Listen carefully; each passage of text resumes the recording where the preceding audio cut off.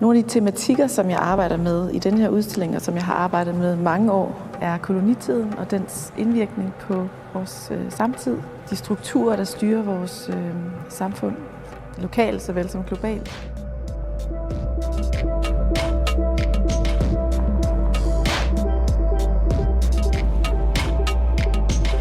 Mit nye værk til den her udstilling hedder Moko is Future, og det tager udgangspunkt i en mytisk figur, som hedder Moko Jumbi, som er en afrokaribisk figur, der er kendetegnet ved stylter, og at figuren har en healende og beskyttende kraft. Faktisk så er det sådan, at myten siger, at Moko, som den hed, da den var i Vestafrika, gik hele vejen over Atlanterhavet for at passe på sit folk i Karibien. I Karibien fik den så tilnavnet Jumbi, som betyder ånd, så det er sådan en healende ånd. I udstillingen her har vi så bedt Moko om at komme tilbage over Atlanterhavet og komme til Danmark for ligesom at skabe noget omsorg og healing til sit folk her og til vores land. Jeg har placeret Moko Jumbi i de øde københavnske gader, fordi jeg synes, der var noget meget smukt ved, at Moko befinder sig i de her tomme gader, fordi det er en mytisk figur, fordi det er en ånd, og er her, når de fleste folk ikke er på gaden, ikke er vågne sådan tidligt om morgenen, og placerer sin omsorg og sin kærlighed og prøver ligesom at hele byen, når der er stilhed. Ja, afrohår er virkelig en stor del af den her udstilling. Og afrohår er ekstremt politisk. Det har det været lige siden kolonitiden, fordi det har været omdrejningspunkt for en hel masse policing, hvis man kan sige det på den måde. Der har været frisyrer, som man ikke har kunne bære. Hår betyder bare rigtig meget inden for en afrikansk kultur. Så det har været meget oplagt for mig at bruge det medie og det materiale. Vi bruger dem i forbindelse med en installation, som vi sidder i her. Vi bruger også cornrows i forbindelse med en performance, som vi laver, hvor flætningerne ligesom er monteret uden på huset, og vi bliver forbundet med flætningerne. Og det er sådan et billede på forbundethed iblandt kvinder af afrikansk afstamning. Og så er der også en form for forbundethed i forhold til hele kolonihistorien.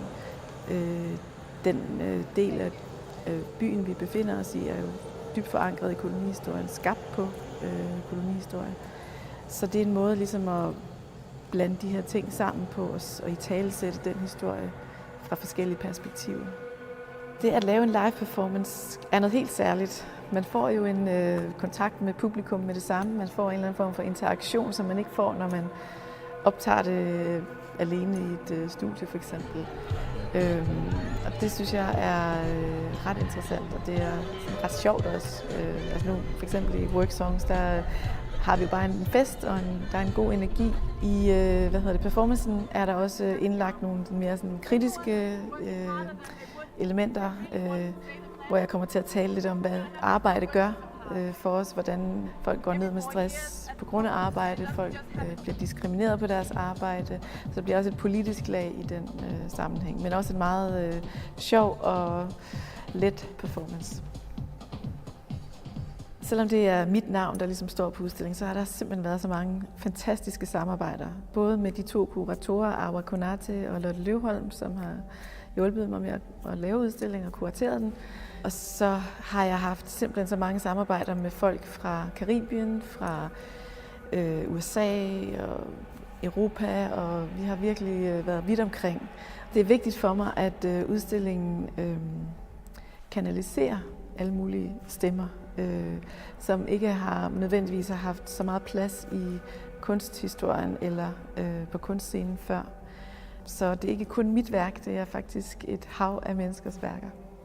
Det sidste værk i udstillingen er bygget op omkring et ritual, som hedder Marfa, som er et afrikansk eller afrodiasporisk ritual, hvor man hylder sine forfædre. Det var et ritual, en ceremoni, jeg var vidne til for nogle år siden i San Francisco, og det var utrolig rørende og gjorde dybt indtryk på mig. Og der er en stor tradition inden for afrodiasporisk kultur at hylde sine forfædre og at ære dem, fordi de er ligesom grunden til, at vi er her i dag. Og jeg har ligesom bragt hele den del ind i udstillingen, fordi at det er også en stor, vigtig del for mig i forhold til de tematikker, jeg arbejder med.